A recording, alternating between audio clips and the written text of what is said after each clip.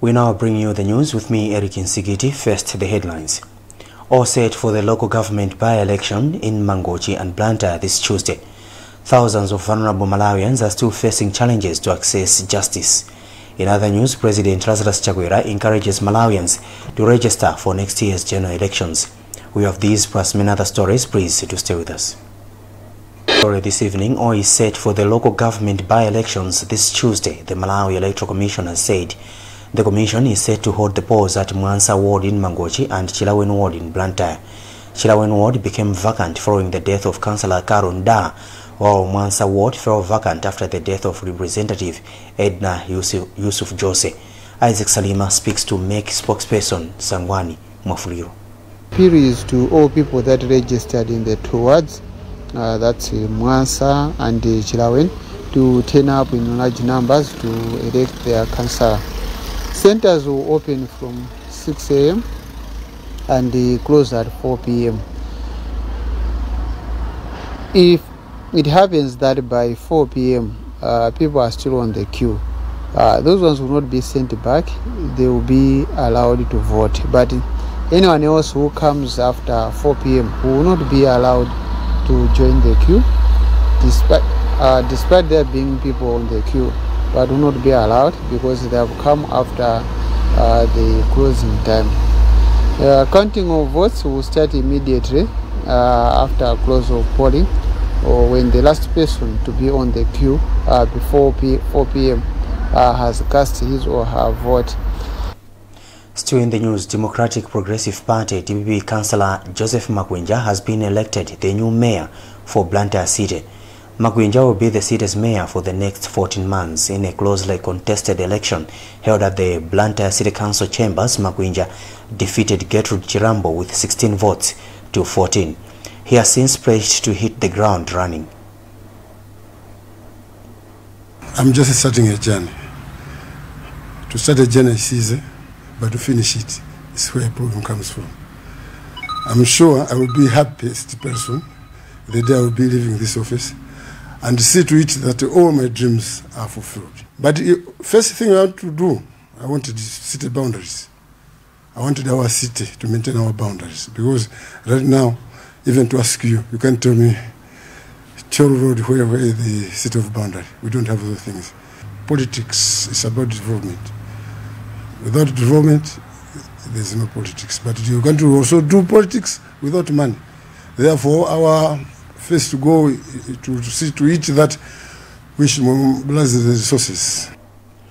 During the elections on Monday, councillors also elected Isaac Jomo Osman, another DPP councillor, as the new deputy mayor. Osman defeated closest contender Fani Baraba Kanojerera by 11 votes to 10. Here's what Osman told journalists after his victory. First of all, I want to thank God that I have elected to be the deputy mayor of Blantyre City, and because of being elected, it's going to help young and street kids who grew up from the street. When they see me like their model, and I'll try to fix some of the problems that we have in the street. You know, people in Blantyre always cries because of the challenges that they are facing because of the street kids. So to me, being chosen to become a deputy mayor, I'll try to work hard so that we should achieve, or I can help the young ones from the street to understand I am a street kid. So because of that controversy, it's going to help the city council to achieve whatever they are looking. Still in the news, many vulnerable Malawians are still facing challenges to access justice due to shortage of lawyers at the Malawi Legal Aid Bureau. Times has established that the Bureau is operating with 48 lawyers who are handling more than 25,000 cases. 16,000 cases out of the 25,000 are civil, while 9,000 are criminal. We'll bring you a report on this story later on, but still in the news, President Razarus Chakwera has encouraged all eligible Malawians to register for next year's general elections once the registration exercise starts in September. Chakwera made the remarks in Mank Bay after appreciating the newly reconstructed Mank Bay to Cape Macrae Road. Yohane Simon has more in this report, which is being read by Sam Banda Jr. The president says Malawi's democracy is peaceful and growing. However, he says Malawians need to be taking part in voting process in order to democratically choose their representative. He says Malawi's democracy cannot develop if eligible people are not taking part in voting process. The president encouraged all players to be peaceful and recognize that democracy promotes diversity of views. Commenting on the infrastructure developments going on in this country, Chakwera says his government is not in the business of constructing roads and other projects that will not stand the test of time. He says his government has made mandatory that all roads that are being constructed in the country are following modern standards that necessitate durability. Speaking earlier at Jalasi in Namwera after touring the estate, Chakwera reiterated his administration's commitment to stimulate Malawi's agricultural sector through serious irrigation farming and technologies as a way of increasing the country's crop production. He says that his government acknowledges the challenges faced by the agricultural sector due to erratic rainfall patterns and natural calamities. Hence, he assured people in Malawi that his administration will prioritize food security as a catalyst for development. In his remarks, Senior Chief Jalasi commended the president for his dedication to the development of Mangochi and Malawi at large. Jalasi appeals to the president to reach out to people who are facing hunger due to dry spell that affected the country. Vice President Michael Usi on Sunday this week sent warning shots to lazy civil servants whom he says are sabotaging government's efforts. Usi sounded the warning during a visit to Golden Village Traditional Authority Chikumbu in Mulanje. Thomas Kachere was there.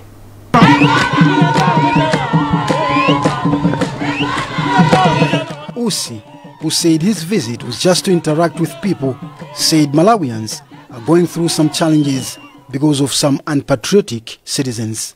When you are given a task, or indeed you have applied for a job, it's an agreement. You want to achieve the given goals, the desired futures. Now, if you are not relevant to that cause, then the best thing is for you to be fired or for you to leave.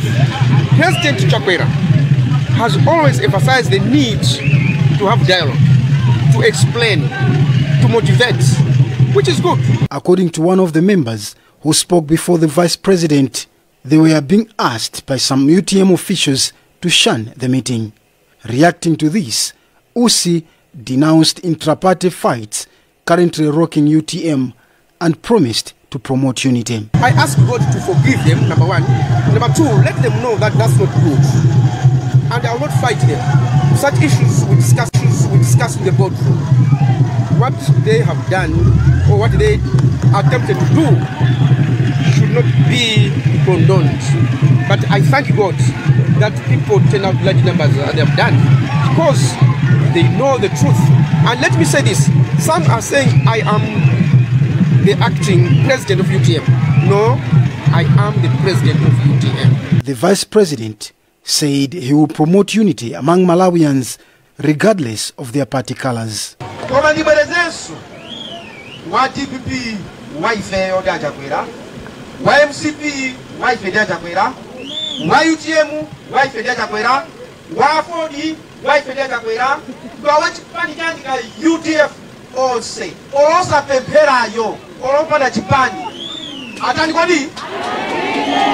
He said he will ensure that the less privileged get loans and food aid.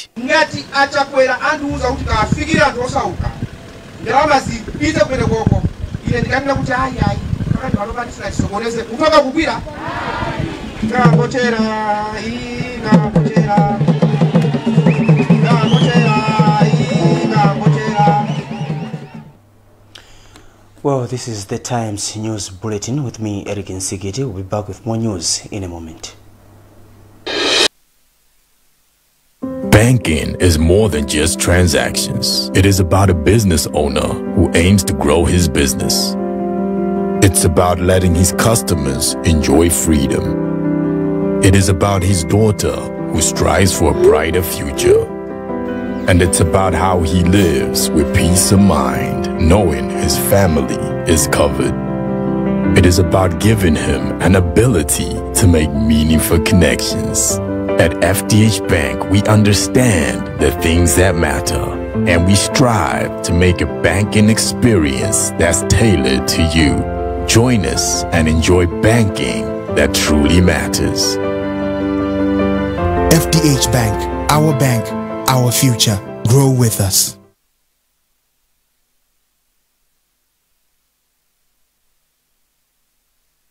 Wow, your roof timber trusses look amazing. What's your secret? I only use the best anti-termite products on my timber. I trust Sheldrite Anti-Termite to keep them looking pristine. Sheldrite has a special formula that provides deep nourishment to the wood, protecting it from termites and other wood-boring insects. And the best part? It lasts longer than other brands. And it is also available in a colorless variant. See this? With Sheldrite, the liquid penetrates deep into the wood. But with this other brand, it barely covers the surface. Don't settle for cheap products. Choose Sheldrite. It's the premium choice. Sheldrite, the very best.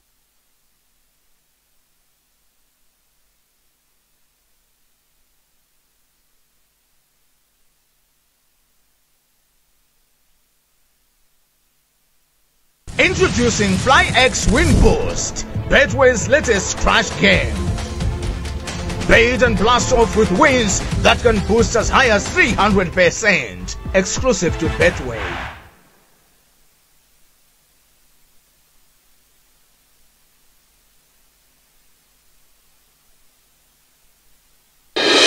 Welcome back. Still in the news, education officials in the northern region are expressing doubt over the utilization of smart tablets by learners in primary schools across the country.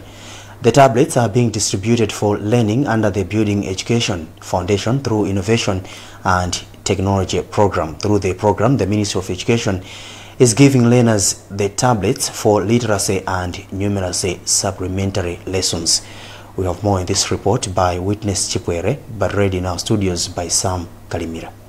Northern Education Division Chief Education Quality Assurance Officer Sam Hobby said the program has potential to revolutionize reading and writing for learners at an early stage. Hobby, however, said it is unfortunate to note that many schools are struggling to maintain and utilize the tablets, which reduces their lifespan. He made the remarks during a benefit open day ceremony held at Holera Primary School in Mzimba District, which was organized by the program's implementation support partner Ulalo organization. At this school, I've said it's a model school.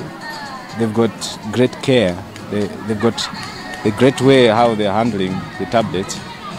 The community is well involved. They even have a guard that is employed, is paid for by the community to look after the security of the tablets. In his remarks, District Project Supervisor for Ulalo in Mzimba North, Aaron Manda, said the program, to run for 6 years, has reached out 99 schools with tablets. Manda added that the tablets play a crucial role in early education by facilitating reading and writing skills for learners in standard 1 to 4. They have improved in terms of reading skills. They have improved in terms of numerical skills. At the same time, even the self-confidence themselves. You saw some of the learners that are able to come in front and able to present a poem in English.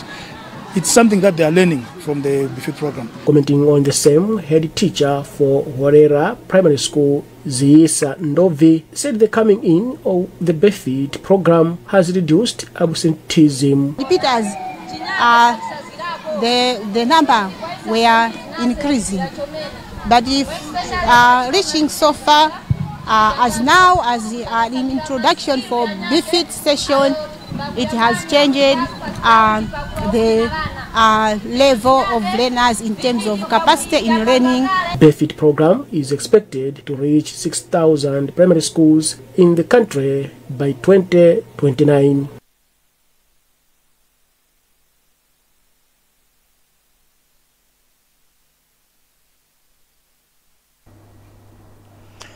Still in the news, shortage of mental health professionals remains one of the major challenges affecting efforts towards mental wellness in the country. A report by the Ministry of Health also indicates that Malawi continues to face high incidences of mental health problems, including suicide. For more on this, here is Wezi Gausi. Speaking at stakeholders meeting on mental health awareness organized by Global Health Corps on Monday in Lilongwe, Minister of Health, Deputy Director of Curative and Medical Rehabilitation, Jonathan Chiwanda Banda, confirmed the challenges of human resources in the field. He noted, however, that the country is training new specialists. So issues of human resource as a challenge is cross-cutting across all the spine of health system. Specifically for mental health, is that the ministry and the government have been training what we call mental health clinicians and nurses. Almost each and every district has got at least 2 to 3, a minimum of healthcare providers in that district, but they're not enough. Global Health Corps Country Director Simon Simkoko emphasized the need for a joint effort in combating mental health issues in the country. The big expectation for us is around collaboration. We want to bring these stakeholders in one place. You know, we have many prayers, but most of these prayers, they are having different programming that are independent. The Minister of Health reported a rise in suicidal behaviors between 2019 and 2024, with 881 cases of suicide reported from January to June 2024 alone.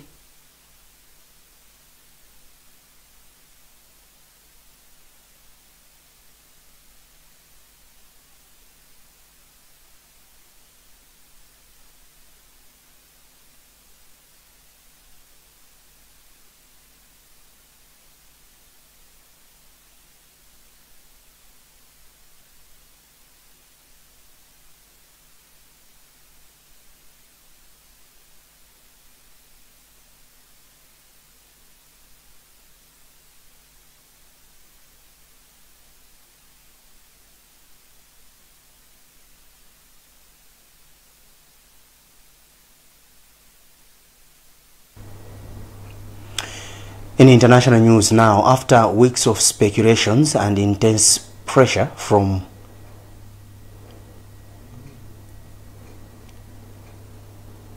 within his own Democratic Party, U.S. President Joe Biden's decision to end his re-election campaign and endorse Vice President Kamala Harris as his successor sent shockwaves across the nation on Sunday. VOA's Richard Green has more on how Biden's withdrawal reshapes the 2024 race for the White House.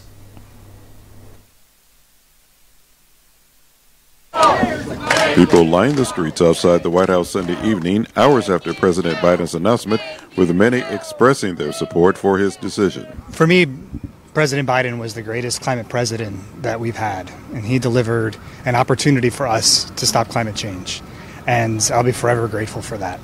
I'm very fond, if that's the right word, of Joe Biden and what he's done. And I would like him to be remembered as a really great president. And I was sort of afraid that his frailty would detract from that. Biden was already trailing former Republican President Donald Trump in voter opinion surveys before the nationally televised debate last month. His frail and confused appearance sparked fears among congressional Democrats and other influential party leaders that the 81-year-old Biden would not only lose the rematch against his 2020 opponent, but bring down other Democratic candidates in key House and Senate races. Gary Schmidt, a senior fellow at the American Enterprise Institute Policy Research Group, says Biden's withdrawal may have resurrected his party's chances, but it brings up other challenges as well. The real question is whether Kamala Harris, who's a liberal Democrat from California, will have electoral strength in places like Michigan, Pennsylvania, and Wisconsin, which the Democrats need to win to hold on to the presidency. Peter Loge, an associate professor of media and public affairs at George Washington University, says Harris is facing another uphill battle with just 4 months to go before the election. Part of the polling that we're seeing now about Vice President Harris is she's not named Joe Biden, because most people don't know her. She was elected statewide in California twice. She's very smart. She's sharp. She's a prosecutor. She's run, obviously, nationally when she ran with Biden for vice president. So she knows what she's doing, and Democrats largely know her, but, you know, she doesn't have the national profile that obviously President Trump or President Biden does. Harris vowed to do everything in her power to unite the Democratic Party and the nation to defeat Trump in November. She attracted scores of endorsements from fellow Democrats, including several who could challenge her nomination at next month's convention in Chicago. But Gary Schmidt says the outcome is not a foregone conclusion. I mean, perhaps you don't want a convention that's completely wide open, because then it tears the party apart as opposed to rallying around one particular candidate. On the other hand, there's probably a lot of Democratic pollsters who are wondering whether Kamala Harris really is the best choice. Handshake, please. Richard Green, VOA News.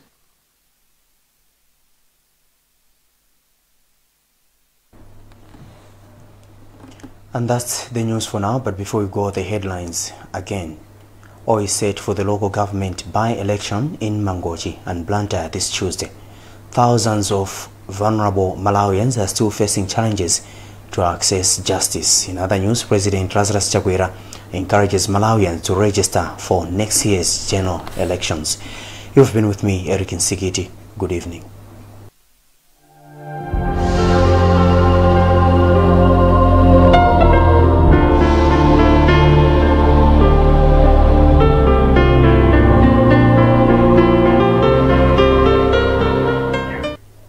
Good evening. I'm with the weather forecast tonight and tomorrow. Expect generally cold to cool conditions tonight and tomorrow morning, and warm to hot and occasionally windy weather conditions later in the day, as light southeasterlies will be influencing the weather. In the Shire Valley, expect mostly mild and windy weather conditions at times tonight and tomorrow morning. Expect mostly sunny, hot and windy conditions at times later in the day. In the Southern Highlands, expect a cold night coupled with occasional windy weather conditions tonight and tomorrow morning. Expect mostly sunny, warm and windy conditions at times later in the afternoon. In central areas, expect locally very cold conditions coupled with clear skies tonight and tomorrow morning. Expect mostly warm, sunny and windy conditions at times later in the day. In lakeshore areas, expect cool conditions to persist associated with windy conditions at times tonight and morning, with mostly hot, sunny and windy conditions during the afternoon. In northern areas, expect generally cold and windy conditions at times, coupled with a few clouds tonight and tomorrow morning. Tomorrow, expect mostly warm, partly cloudy and occasional windy weather conditions later in the day. Forecast temperatures. Gabu, minimum 19 degrees Celsius and maximum 32 degrees Celsius. Blantyre, minimum 13 degrees Celsius and maximum 27 degrees Celsius. Lilongwe, minimum 10 degrees Celsius and maximum 27 degrees Celsius. Mangochi, minimum 16 degrees Celsius and maximum 31 degrees Celsius. And Mzuzu, minimum 11 degrees Celsius and maximum 25 degrees Celsius. Wind, expect generally light southeasterlies. Forecast for Wednesday. Expect mostly sunny and warm to hot weather conditions. Times for sunrise and sunset for tomorrow, 23 July 2024. Mzuzu, sunrise 4 minutes past 6, sunset 24 minutes to 6. Lilongwe, sunrise 9 minutes past 6, sunset 23 minutes to 6. Blantyre, sunrise 6 minutes past 6, sunset 25 minutes past 5. That's the weather forecast with me, Mwai Goelo.